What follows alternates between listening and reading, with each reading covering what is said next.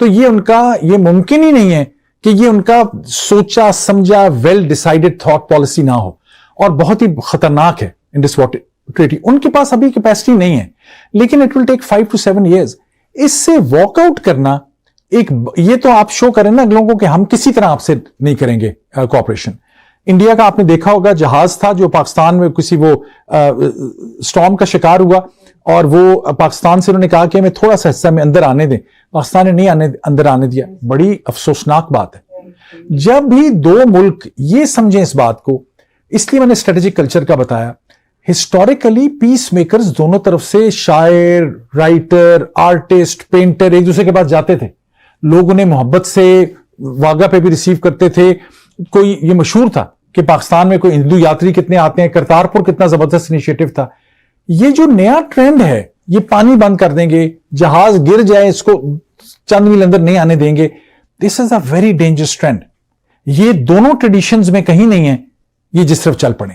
تو آپ نے بڑا اچھا کیا انڈس واٹر ٹریٹی کی بات کرتے ہیں. جیسے اب یہاں کنورسیشن ہو رہی ہے، یہ پورے میڈیا پہ یہ کنورسیشن ہو رہی ہے پاکستان میں بھی ہندوستان میں.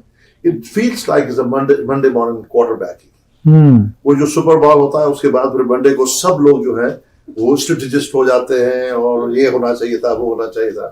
I think we're missing the point. Sir.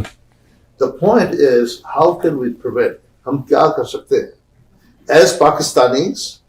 ہم پر یہ فرض نہیں ہے کہ ہم جو ہے وہ مودی کی ہندوستان کی فارن پالیسی کو ریوائیو کریں یا ریفائن کریں، یا ان پر تنقید کرنے سے کیا فائدہ ہوگا. پاکستانی کی حیثیت سے اگر ہم صحیح پاکستانی ہیں اور ہم سچے ہیں اپنے لوگوں کے ساتھ، تو ہمارا فرض یہ بنتا ہے کہ ہم پاکستان کی پالیسیز کا اصلاح کریں، ان پر تنقید کریں، اور انڈینز جو ہیں وہ اپنی گورنمنٹ پہ تنقید کریں. دین ول بی مور افیکٹو. میں سمجھتا ہوں کہ یہ جو ہمارے خطے میں خاص کر کے پاکستان میں جو کریکولم ہے، جو مدرسہ انڈسٹری ہے، جو ہمارے نسل العین ہے، ہم نے کانسٹیٹیوشنلی ہندوؤں کو، مائنارٹیز کو جو ہے وہ کانسٹیٹیوشنلی ہم نے سیکنڈ کلاس سٹیزن بنایا ہے.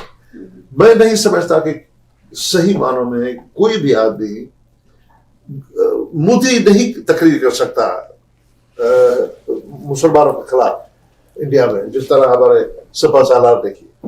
وہاں کا کوئی جنرل وہاں ہندوستان میں کھڑا ہو کر اس قسم کی تقریر نہیں کر سکتا کہ مسلمان اور ہندو الگ اقوام ہیں، کیونکہ اتنی بڑی میجارٹی میں وہاں مسلمان موجود ہیں کہ ان کے اوپر کلچرلی اسٹرکچرلی اتنا کنسٹرینڈ ہے کہ اتنا اوپنلی نہیں بول سکتے اتنی غیر ذمہ داری سے. ان کی ریاست کا قانون ہے، ان کا کانسٹیٹیوشن میں نہیں ہے. تو بات یہ ہے کہ یہ جو انفراسٹرکچر کنسٹرینٹس ہیں انڈیا کے، اور جو ہم فری لینس اپروچ ہے ہمارا پاکستانیوں کا، سٹیزنز کا بھی، میڈیا کا بھی، فوج کا بھی، حکومت کا بھی، I think that needs to change. اور میں آپ سے یہ امید رکھ رہا تھا، لیکن آپ نے تو اپنا بال جو ہے ہمارے کورٹ میں پھینک دیا. میں آپ سے امید رکھ رہا تھا کہ آپ ہمیں راہ دکھائیں گے، آپ ہمیں ریکمنڈیشن بتائیں گے کہ وہ کون سے اقدام کرنا چاہیے پاکستان کو کم از کم، جس سے ہم مستقل اور دائمی امن قائم کر سکیں خطے میں، کیونکہ سب سے بڑا لوزر جو ہے اس وقت ہمارے عوام ہے. بہت خوب. دیکھیے آپ نے یہ صحیح فرمایا کہ امن اور عام لوگوں تک ہے. میں صرف اس کو قطعاً چیلنج نہیں، آپ ماشاءاللہ مفکر ہیں، آپ نے جس طرح سے بیان کیا ہے.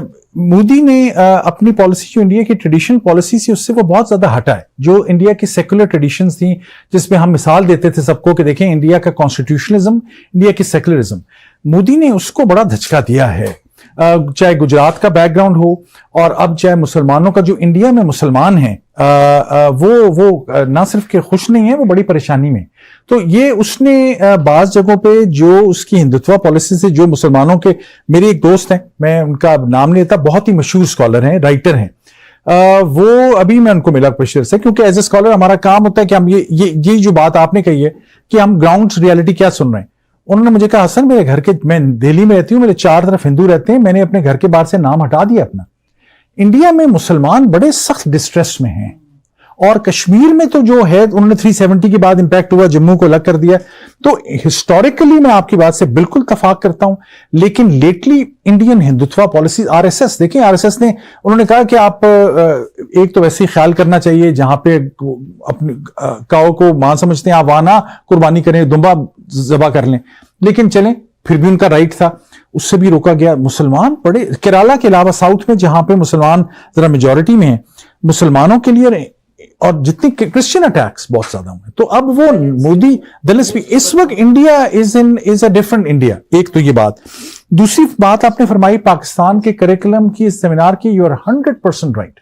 پاکستان کے کریکولم میں وہ تو جو جس طریقے سے ٹو نیشن تھیوری پڑھائی جاتی ہے, یا جو ہم تو باہر آ کے ہمیں کتابیں پتہ لگی کہ انڈین مسلمان اور انڈین ہسٹری کی کتابیں کیا ہیں, کیونکہ پاکستان میں تو وہ ایک خاص نیریٹو ہے. اسی لیے میں کہہ رہا تھا اسکالرشپ, کہ جو بڑے بڑے اسکالرز ہیں, جو آپ کی بڑی یونیورسٹیاں ہیں, وہاں پہ انٹرنیشنل لیول کے اسکالرز پروڈیوس ہونے میں پرابلم کیوں فیس آ رہی ہے؟ بیکاز نیشنل نیریٹو اتنا زیادہ بعض دفعہ بگٹری پہ بیسڈ ہے, بعض دفعہ اتنا ایکسکلوسیو اپنی کہانی. اب تو سامنے آ گئی یہ باتیں.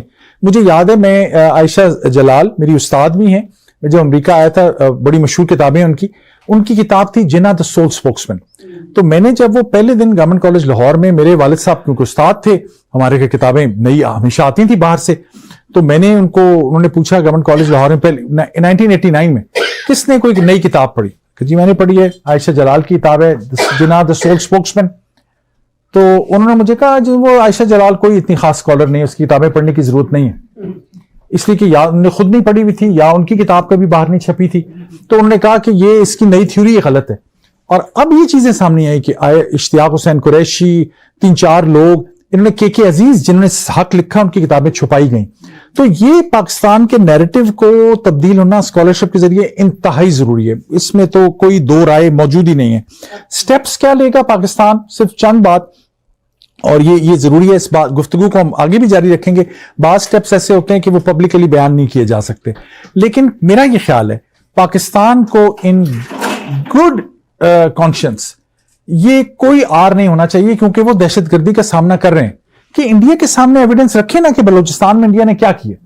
انڈیا اگر آپ کا اتنا ڈیپ آ گیا ہے کہ وہ آپ کے بندوں کو ڈھونڈ کے مار رہا ہے کہ کس نے کشمیر میں حملہ کیا ہے, تو آپ کو بھی چاہیے نا, آپ کی پولیس کو, میں تو پولیس کا ہیڈ مین کیا آپ کو بتاؤں, پولیس کے لوگوں کو وہی نہ کوئی گاڑی ہے, نہ کوئی فورینزکس ہے, نہ کوئی ٹریننگ ہے. فورینزک کے نئی لیبارٹریز بنائی گئی, امریکہ نے انویسٹ کیا ان میں, میرا بھی تھوڑا سا عمل دخل تھا. تو میں نے ابھی, یہ آخری مثال ہے, میں نے کسی سے پوچھا پاکستان میں ابھی کہ یہ نئی فورینزک لیبارٹریز بن گئی ہیں, یہ اللہ کرے پاکستانی پولیس بڑی بہتر ہوگی. انہوں نے کہا نہیں جناب, وہ جو ایس پی انسپیکٹر بیٹھا ہوتا ہے وہ کہتا ہے یہ فورینزک ایویڈنس اگر فیصلہ کرے گا تو میری پھر جو ہے تھانے داری وہ کہاں جائے گی. تو آپ کا یہ پوری ایک سسٹمیٹک سائنٹیفک اپروچ ہوتی ہے, وہ جب نہیں ہوگی تو آپ انڈیا کا یا تو ایویڈنس لائیں یا الزام بند کریں. یہ Pakistan will have to reflect and we have to force by raising these issues, by respecting Pakistan's sovereignty, respecting what is good and by continuously asking. یہ ہمیں کرنا ہوگا